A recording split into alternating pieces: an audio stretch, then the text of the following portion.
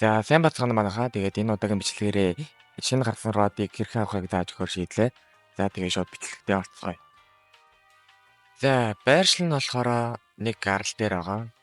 Одоо ингээ явж идэл дэлгэцэн дээр гараад ирнэ. За тэнд харагдж байгаа газар бол бидний гарч ирэх байршил байгаа.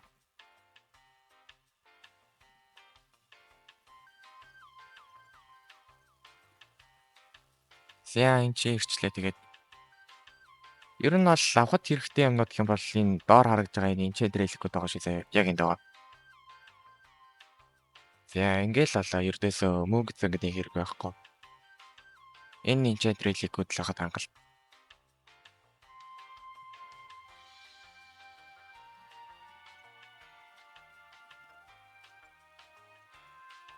За яг тэндээс ийш яваад энд нэг сонин арай бусдаас өөр өнгөтэй нэг иймэрхүү хан байгаа заяа. Иймэрхүү. За тэгээд энэ хандлага нь орохоор шууд ингээд нэг газар очино. Энд нэг лифт байгаа. Энэ лифт рүү ороод доошо буугаад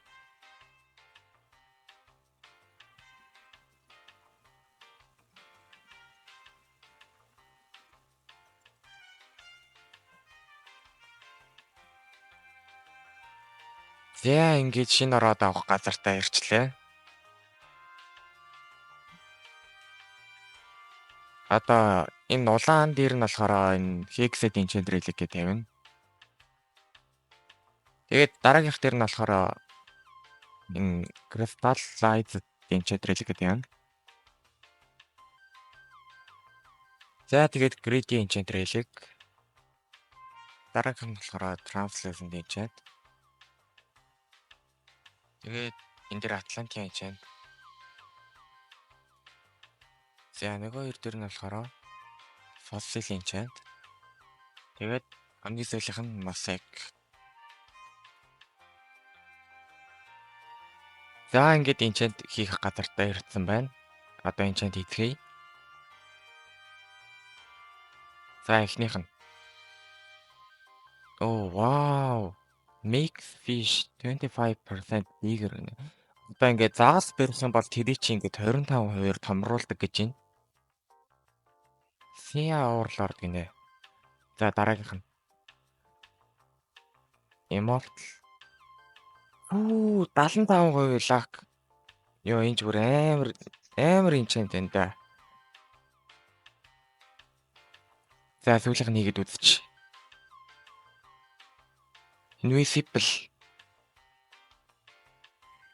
Нэг лав мав байдэн штэ. Хүчилтэй нэг уус лав мав тэр ер нь тэнд загас ирж болно гинэ.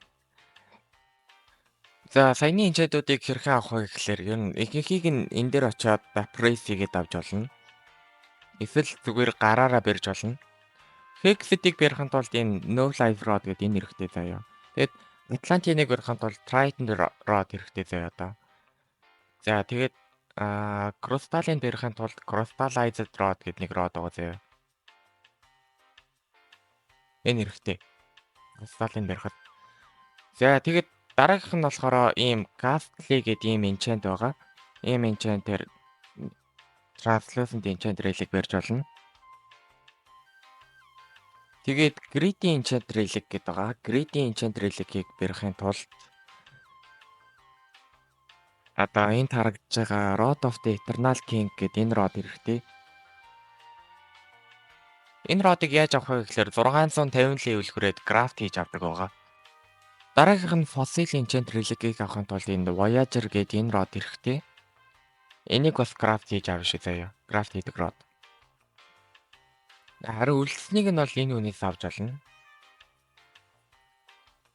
Бичлэгээ дуустал нь үзсэнд баярлалаа. Лайк болон саб дарахаа мартаваа. Дараагийн бичлэгээр уулзъя.